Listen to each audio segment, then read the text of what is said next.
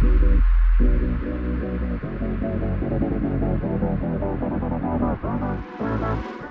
got this guy right here is a kind of elevated kind of Mark, because he's been around a long time. He done worked with some of the big name wrestlers.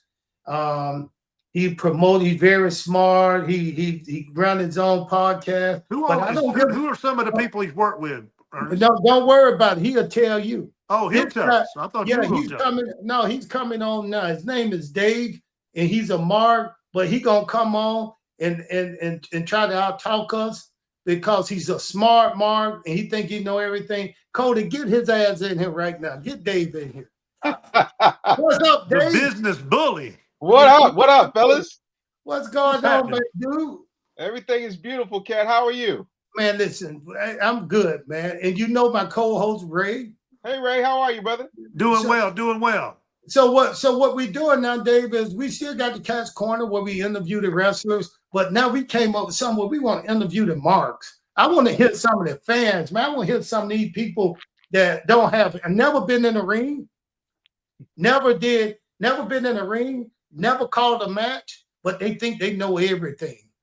And then we get those who know a little something, been around a bunch of wrestlers, but they not seem to know a little something, to work with a bunch of wrestlers, but they still Marks, and that's you. Yeah, He that's said me. it, that's you. That's you. I'm about to say, because I've been in the ring. Oh, you've been in the ring before. Oh, yeah. No, I trained until my nerve damage gave out and I couldn't, go any further. But two-time North Carolina Wrestling Alliance World Heavyweight Champion, two-time North Carolina Wrestling Alliance Tag Team Champion. So, no, I was wrestling for quite some time. Oh, Hey, yeah. are you from North Carolina? Yeah. Are you from North Carolina? Where you from?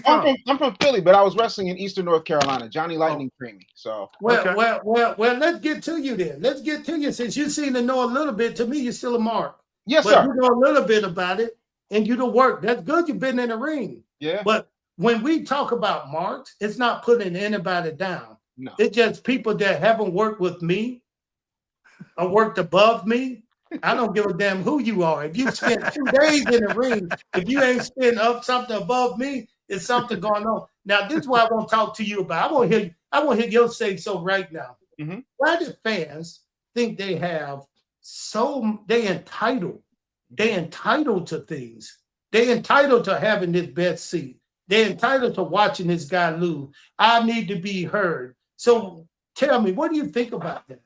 I think a lot of times we have moved into a space where respect for the business no longer exists. It's not a priority. Like there is a culture that is taught, locker room politics is one thing, dealing with management is another thing, having to go out, not only train, but break down the ring, do concessions, understand the culture of it.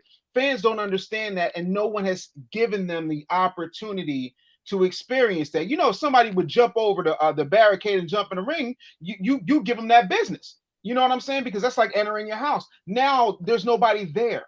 And Now let me correct you on something. Sure. What you said is true. That's true. Everything is on a level, but it's on a different level when you a wrestler, when you in the business. Right. If someone jumped the rope and got into the ring with you, nobody gonna give them any business. You know why? Lawsuit. Because they can still sue you. we had a wrestler, we had a guy jump the ropes, get in the ring, and the guy punched him one time, and then the cop took him away, and he eventually sued the wrestler, and the wrestler had to pay. He had to pay. So see, that's what the fans don't understand. Maybe they want a one-time burst of what do you call it? Fame? Yeah, For being 15 minutes of fame. Yeah. Correct. But when they see this, they don't understand what they do to us. Correct. Because the lawsuit said to my guy who sued, he told me, I said, how can they sue you for protecting yourself when the fan came over the ring? He said, well, because it's just like you going in the middle of the street calling people the N-word or inciting a riot, and then somebody get their hands on you. Yeah. Then sometimes they ain't responsible for it. You the one invited him into the ring. You invited him into the ring. Now, once he got into the ring, you had to take care of yourself, but you the one made her angry and pissed off enough to run the room. But the person who was in charge was the security. Yeah. So if he get through your security, that means you didn't have a good enough security. And some of these guys, these marks are smart. They know how to they're get crafty. Yeah. And they also have the internet. They can do pull-up schematics. They already know where to go, access the whole nine. I mean, it's that's some shit you do right there, Mark. You're smart. You're a super smart, Mark. You've been in the business. You know what guys. You probably know what guys hiding underneath the ring just to pop out. You probably knew Sting was under the ring a whole bunch of times during the NWO days. For sure. Hey, you think I'm lying? There was Sting. I didn't even know he was. I see Sting come in during the NWO. He'll come in. He'll dress out, see and give makeup on. Right. And then I won't see him for the whole rest of the show until the end. He coming from the bottom or he coming from the top. Yeah. And I was like, where did he come from?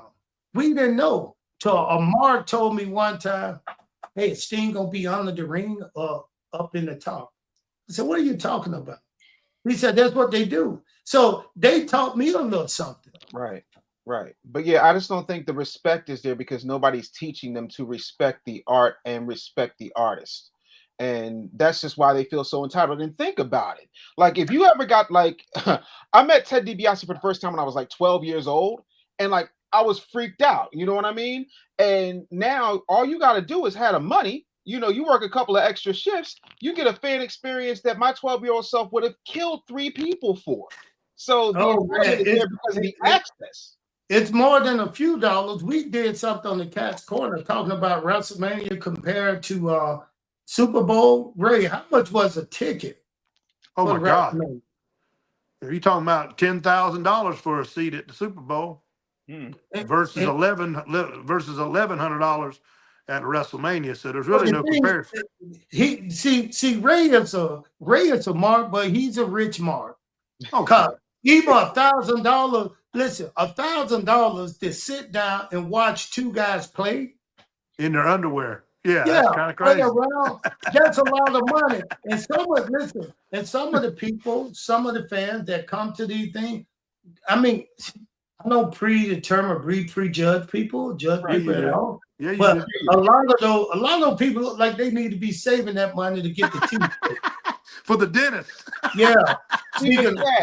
You got to understand right now, Kat, and people are not talking about this in America. There is a side tooth epidemic. There's a bunch of people, not just in wrestling audiences, but all throughout America who their side tooth is missing. So dental care, there's something wrong, man. It's a bigger problem. This man's got all 32 of his, and they beautifully white right now. I'm telling you. That's why I brought it up. Hey, whoever did that's why he brought it up. Listen, whoever did yours need to come and do mine. You tell me promote it. Because I know those things are fake. Him and Roman Reigns got the same. Yeah, those new white, they won that white last time I saw them. No, I had a cleaning. These are actually my teeth. I promise. Jesus. So listen, you're a smart Mark.